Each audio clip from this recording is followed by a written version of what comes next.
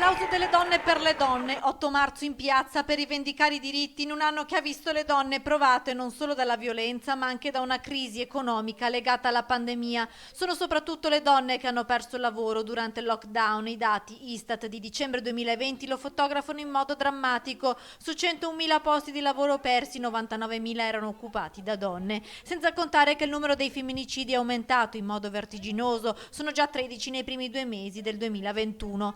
L'8 marzo a Padova ha visto il collettivo Non Una di Meno scendere in Piazza dei Signori per chiedere parità dei diritti e maggior rispetto anche a partire dal linguaggio. Poi la manifestazione si è spostata in Piazza Cavour, dove si è unito il sindacato ADL Cobas. Circa 300 persone che hanno cercato di rispettare le norme anti-Covid evitando i cortei lungo le strade della città. In piazza c'era anche l'assessora sociale Marta Nalin. Oggi si parla chiaramente di violenza perché gli episodi purtroppo anche più recenti ci raccontano una violenza sulle donne che spesso, troppo spesso ancora, sfocia in femminicidio e quindi va tenuta alta l'attenzione su questo tema, ma poi ce ne sono altre che sono forme di violenza economica, che sono comunque discriminazioni e sono il tema della disparità retributiva tra uomo e donna, oppure quello che ci hanno descritto i dati di dicembre rispetto alla perdita del lavoro che nel 2020 ha coinvolto in maniera massiccia praticamente solo tantissime donne.